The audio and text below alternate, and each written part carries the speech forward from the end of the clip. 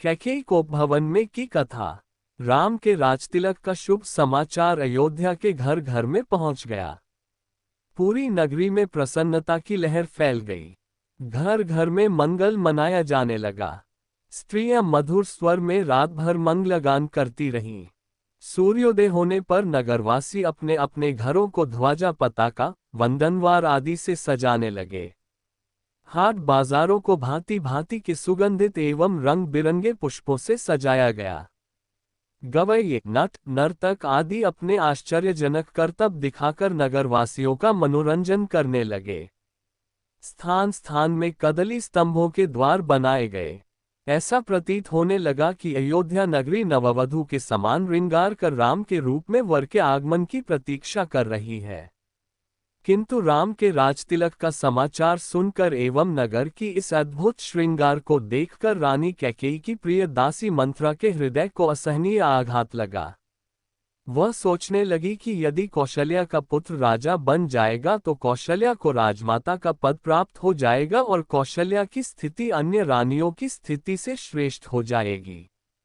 ऐसी स्थिति में उसकी दासियां भी स्वयं को मुझसे श्रेष्ठ समझने लगेंगी। वर्तमान में कैकेयी राजा की सर्वाधिक प्रिय रानी है और इसी कारण से महारानी कैकेयी का ही राजमहल पर शासन चलता है।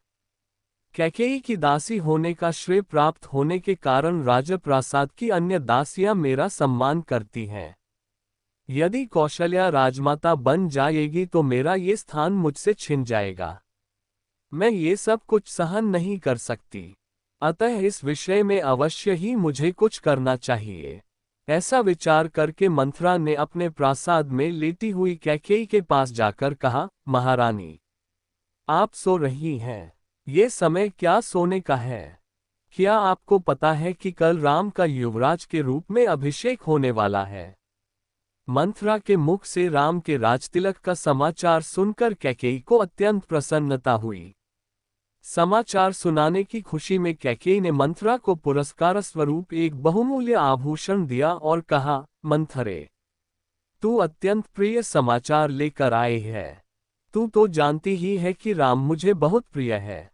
इस समाचार को सुनाने के लिए तू यदि और भी जो कुछ मांगेगी तो मैं वह भी तुझे दूंगी। कैकेयी के वचनों को सुनकर मंथरा अत्यंत क्रोधित हो गई। उसका का तन बदन जल भून गया।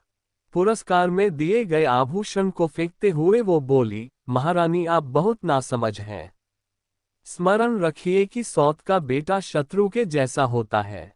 राम का अभिषेक होने पर कौशल्या को राजमाता का पद मिल जाएगा और आपकी पदवी उसकी दासी के जैसी हो जाएगी। आपका पुत्र भरत भी राम का दास हो जाएगा। भरत के दास हो जाने पर आपकी बहू को भी एक दासी की ही पदवी मिलेगी। ये सुनकर कैकेयी ने कहा, मंथरा, राम महाराज के ज्येष्ठ पुत्र हैं और प्रजा में अत्यंत लोकप्रिय हैं।